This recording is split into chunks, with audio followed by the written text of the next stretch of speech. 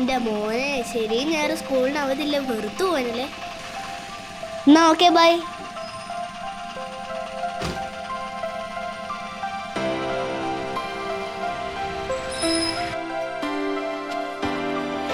അമ്മ അന്നോ ആദ്യം ഇന്ന് ക്ലാസ് നേരത്തെ കഴിഞ്ഞോ?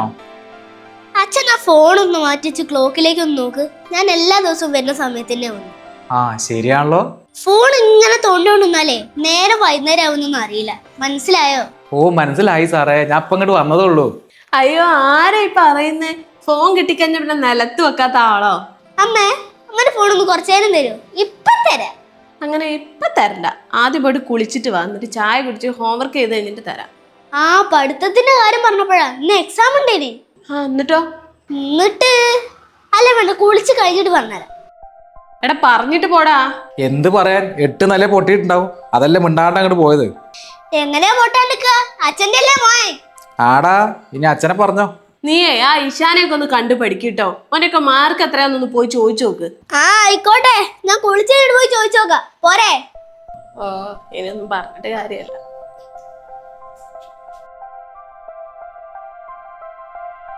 ആദി കുളി കഴിഞ്ഞോ? ആ മുടി കേക്ക. ആദി ചായ എടുത്ത് വെച്ചിണ്ടേ വാ. ആ വരിക.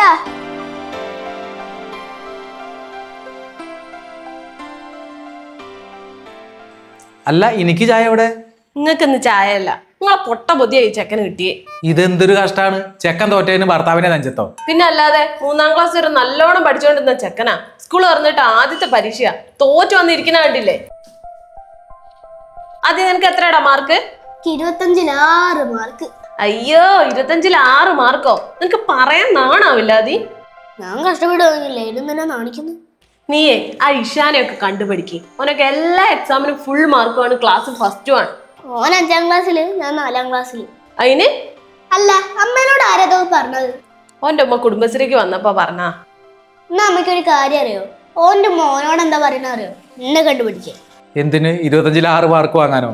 നിങ്ങൾ സ്കൂളിൽ നിന്ന് നിശ്ചാരനെ കണ്ടപ്പോ എന്താ പറഞ്ഞ അറിയോ? ഓന്റെ വീട്ടിൽ എന്നെ കണ്ടുപഠിക്കി എന്ന് പറഞ്ഞിട്ട് സ്വൈര്യല്ലാണ്. ഓൻ പറഞ്ഞ എല്ലാ വീട്ടിലും തന്നെ സ്ഥിതി ചെയ്യുന്നു. അത് ഞാൻ ഒന്ന് ടെസ്റ്റ് ചെയ്ത് നോക്കിയതാ. അത് പിന്നെ എല്ലാ അച്ഛനമ്മമാരും അങ്ങനെ തന്നെ അല്ലേ, കുട്ടികൾ നല്ലോണം പഠിക്കണം എന്നല്ല ആഗ്രഹിക്കുക.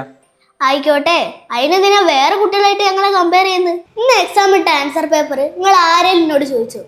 എനിക്കിന്ന് എത്രയാ മാർക്ക് അറിയോ? 25 മാർക്കും ഉണ്ട്. ഇനിയെങ്കിലും ഓനെ കണ്ടുപഠിക്കുക ഇവനെ കണ്ടുപഠിക്കുന്ന എന്നോട് പറയരുത്. ഞാൻ പഠിച്ചോളും. അമ്മയ്ക്ക് അറിയാം അമ്മന്റെ കുട്ടി പഠിക്കുന്നേ. പെട്ടെന്ന് കേട്ടപ്പോ അമ്മ വിചാരിച്ചു തോറ്റുപോയിന്ന്. ഇനി ഓരെ കണ്ടുപഠിക്കും ഇവരെ കണ്ടുപഠിക്കുന്ന ഒന്നും പറയില്ല കേട്ടോ. ഇപ്പൊ മനസ്സിലായില്ലേ ചെക്കൻ എന്റെ ബുദ്ധിയാ കിട്ടിയെന്ന്? ഇനി ഒരു ചായ കണ്ടുകൊണ്ടാ. ഇനി നിങ്ങളെ ചായന്റെ കാര്യം പരിഗണിക്കാം. പിന്നെ ആദി ചായ കുടിച്ചു കഴിഞ്ഞാൽ വേഗം പഠിക്കാൻ നോക്ക് കേട്ടോ.